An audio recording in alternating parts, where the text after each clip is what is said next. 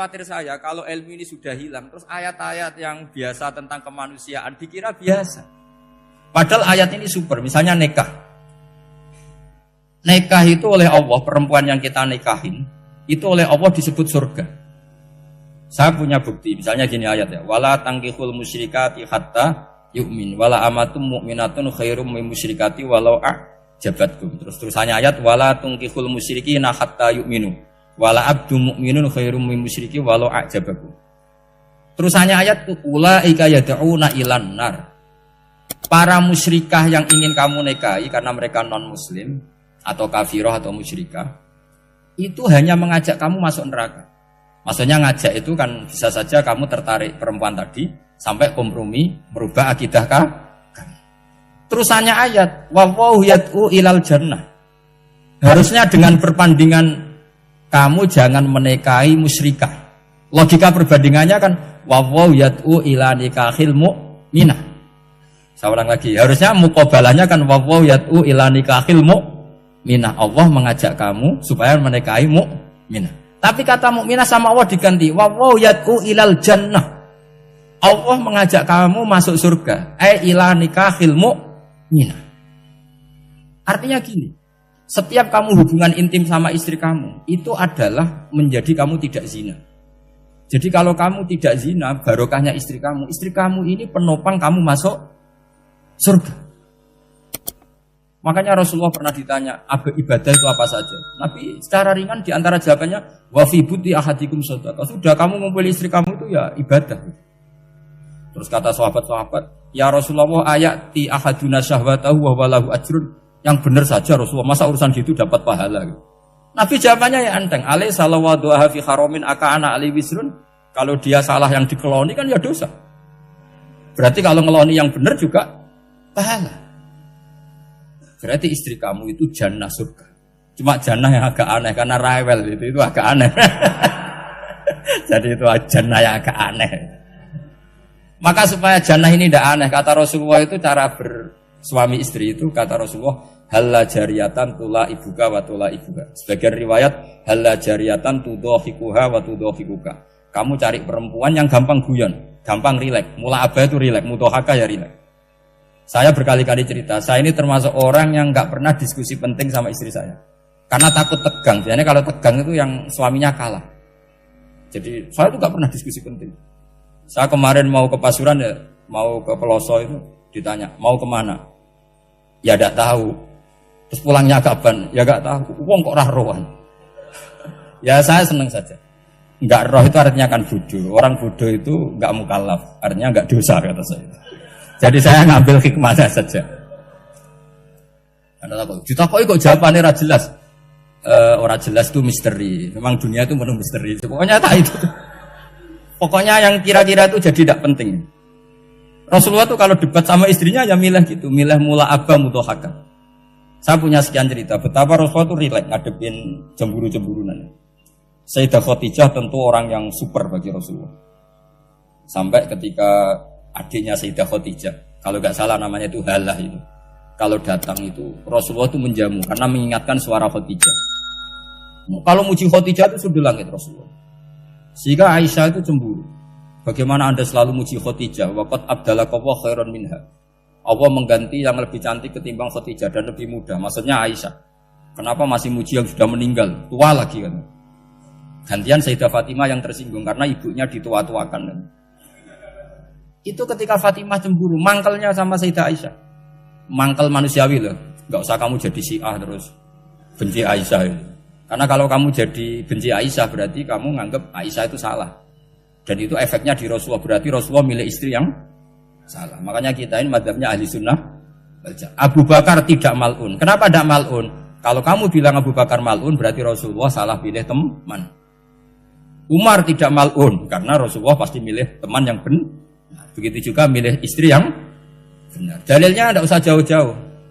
At-thayyibatu lit-thayyibi. At-yabut thayyib tentu Rasulullah. Berarti istrinya pasti thayyibah. Jadi madhab ahli-sunnah adalah madhab sing jelas-jelas min baini farthi wa damil labanan khalisan sa'iwal lisya. Jadi kalau kamu cari logika gampang saja. Nabi itu thayyib, bahkan at-yabut thayyib. Padahal Kata Allah at-thayyibatu lit-thayyibin.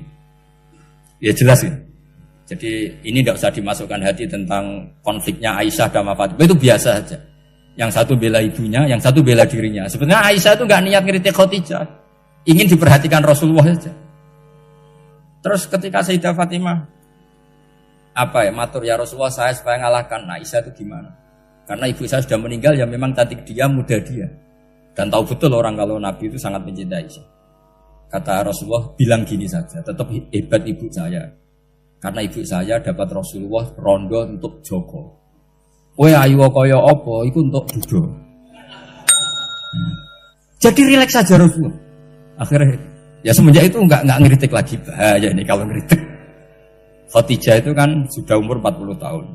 Janda dapat Joko. Aisyah, perawan untuk Dudo. Keren mana? Keren Khadijah. Jadi tidak semua masalah itu Nabi itu menyelesaikan cara ekstrim. Nabi itu biasa mula apa? Santai rileks. Nah, kalau para mbak-mbak ini ingin jadi surga yang enggak aneh, syaratnya jangan rewel, karena di surga itu enggak boleh ada orang rewel. Tapi kalau enggak rewel sementara suami kamu enggak benar, ini namanya goblok. Maka kata Mbak Mun kalau ngijazahi santri-santrinya, "Jom bojomu kudu rewel, enggak ngono fakir," kata Mbak Mun. Tapi santri yang di belakang gremeng, "Iya Mbah, nak fakir, nak jantungan mati." Makanya sering itu. Jadi di antara ulumil Quran itu ada istilah maudhi'ul mudmar mengganti maudhi'ud dhamir atau maudhi'ul lafzi menggantikan lafzan akhar. Itu memang agak jadi medhi ilmu tafsir. Tapi bagi pelakunya itu menjadi gampang. Ya tadi, ketika Allah melarang nikah hal musyrikah, saya ulang lagi. Ketika Allah melarang nikah hal musyrikah, normalnya perbandingannya kan wallahu yad'u ila nikahil mu'minah. Tapi sama Allah digenti, wallahu yad'u ilal jannah. Itu menunjukkan bahwa nikahul mukminah adalah al jannah. Karena kamu hubungan intim ya ibadah. Diwamuk kowe sabar ya ibadah. Nafakoi ya ibadah. Neng-nengan kejahatan senjata juga ibadah. Seru Bang, neng-nengan itu seru. Karena memang di antara sistem tubuh kita itu butuh masa-masa jeda. Mari cerdas. Karena tubuh kita ini tidak hanya butuh seneng, tapi juga butuh susah. Susah itu melahirkan kearifan. Jajal bojomu tahu minggat, mesti kearifan kamu meningkat. Jadi minggat itu ya penting. Nikmati saja.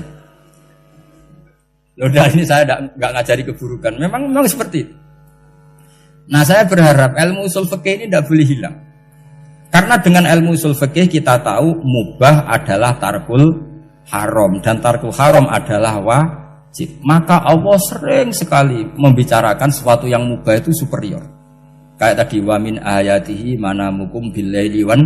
Nah, termasuk ayatnya Allah adalah kamu itu tidur. Cara berpikir tadi, kalau saya tidak tidur sakit, kalau sakit habis biaya banyak.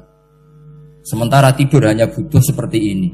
Betapa baiknya Allah dengan tidur bisa menjaga kesehatan yang kalau tidak dijaga berbiaya tinggi. Berarti hadan naumul ibadah. Terus ulama bilang tidur itu ibadah kalau niatnya litaqawi alal ibadah. Tapi nak wae blojo turu lah itu sing masalah. Tapi tentu ilmu itu ada pembanding. Sekarang ketika kamu tidur itu tarkul wajib apa tarkul haram? Lah itu masalahnya. Seringnya kamu itu tarkul wajib. Wae mulang turu. Wae ngantor wong kerja turu. Lah itu tarkul haram apa tarkul wajib? Tarkul wajib. Kalau tarkul wajib berarti status tidur kamu haram. Sudah pinter ini, sudah maju ini, sudah maju. Jadi saya belajar usul fikih lagi-lagi karena untuk menjadi mufassir itu harus menguasai balaghah, menguasai usul fikih, menguasai lisanul arabi.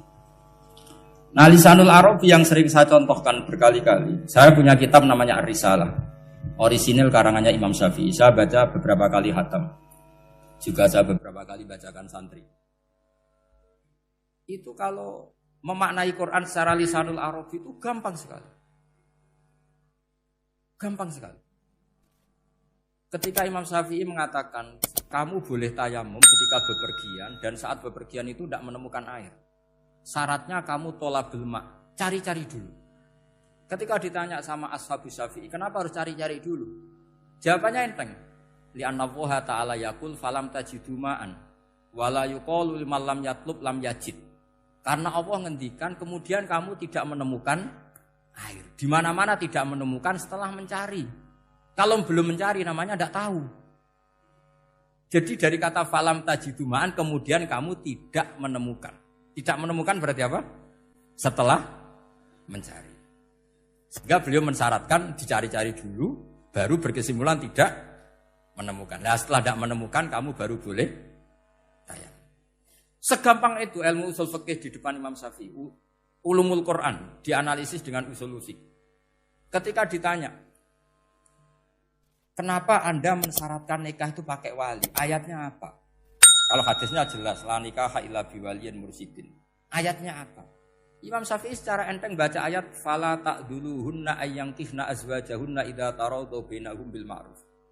Jika wanita yang kamu waleni, saya ulang lagi, jika perempuan yang kamu walikan, misalnya kamu punya anak yang umur 20 tahun ingin nikah sama seseorang. Seseorang ini layak. Ya misalnya kiai ya apal alfiyah.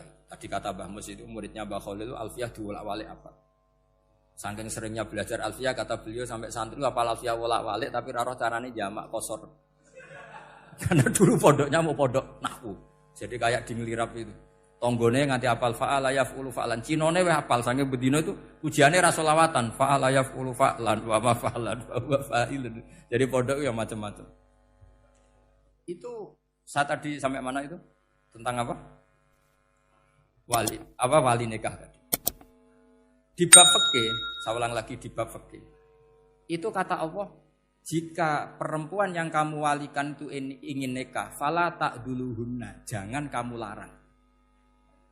Kata Imam Syafi'i, kalau seorang wali tidak punya hak mewalikan, maka larangan jangan menghalangi itu tidak ada gunanya. Misalnya gini, Zaid itu tidak punya utang saya ulang lagi, Zaid tidak punya utang saya. Memang ini ilmu logika, Zaid tidak punya utang saya. Terus sampean bilang ke saya gini, Gus Bah, Zaid ojo tagih. Itu omongannya wong aneh apa enggak? Aneh kan? Tapi kalau Zaid punya utang saya 1 juta, terus kamu menasihati saya, Gus Zaid ojo tagih. Benar apa enggak? Wali itu punya hak melarang. Saya ulang lagi, wali berarti punya hak melarang putrinya tidak nikah. Jika diperintahkan Allah, kamu jangan pernah melarang. Berarti punya hak melarang. Kayak tadi, Gus ojo tagih, berarti aku dia hak nagih. Misalnya otoritas bandara ATR, pesawat Boeing sekian-sekian Lion, bolehkan landing di sini. Karena operatornya punya hak melarang. Juga punya hak mengizinkan. Tapi kalau orang lain kamu bilangin, pesawat Lion nggak boleh landing di Semarang. Orang lain yang nggak terkait dengan otoritas itu. Aneh nggak omongan itu? Aneh. Kalau wali dilarang menghalangi perempuan ingin nikah harus memberi izin maksudnya. Maka berarti wali punya hak menikahkan. Paham yang saya maksud? Makanya Imam Syafi'i mensyaratkan seorang perempuan yang nikah harus pakai wali. Jadi segampang itu. Kitab Ar-Risalah menerangkan ulumul Quran. Dan dalam banyak hal ulama dulu itu, makanya saya tadi berjanji, karena Quran itu bisa kamu baca fase, kamu dengerin suara enak ya enak, kamu dengerin logika yang enak ya enak. Jangan sampai kamu udah dua-duanya. Suaranya sudah ada enak, logikanya tidak enak, itu kacau namanya.